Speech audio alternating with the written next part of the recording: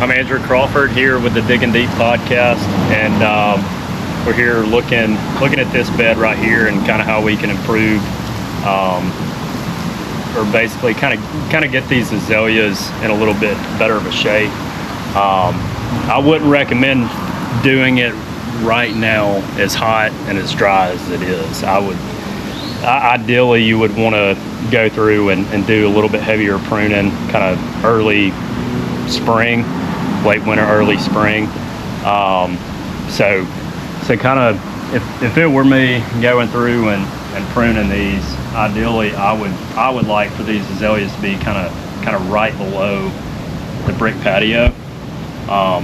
So going in and just first making some of your cuts kind of deeper inside the canopy, just really going through, getting your taller stems out first, and then you'd come back in maybe with your scissors or with hand pruners and just kind of level them up just a little bit.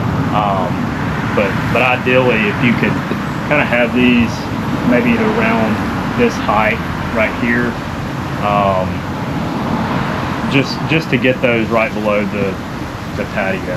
And then as you continue on over here, you have this much larger and more mature azalea, and it would require a little bit more work, but it's still doable. You can go in, renewal prune it, and it'll bounce back and it'll start to flourish. So kind of some of these larger branches, pushing these back, getting them off this walkway right here, and then you can see how much it's encroaching, and basically anybody who wants to walk from there to this walkway, you're gonna have to walk around to the side. So you can kind of start out just going through, working them back, and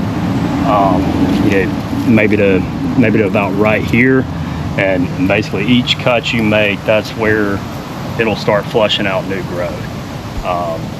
So you could work this azalea down maybe 2.5 feet or 3, and that way you have more of a consistent azalea hedge across the front foundation. And then also, while we're in this general area, another thing we tend to deal with a lot is grass and mondo, or ground cover in general.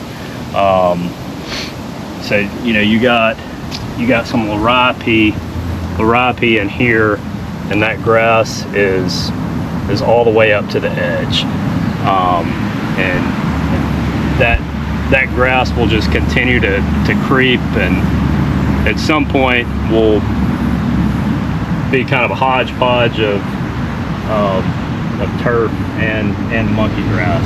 So it can be kind of a constant battle, dealing with both of those, kind of fighting for competition. So if it were me, just kind of coming in, making more of a defined edge, giving it a little bit more separation, and then you're still going to have that battle of grass creeping in there, but anytime you see it kind of along the edge, either pulling it or just very carefully spot spraying where the grass is kind of coming up between those gaps. So yeah, that's about all I got.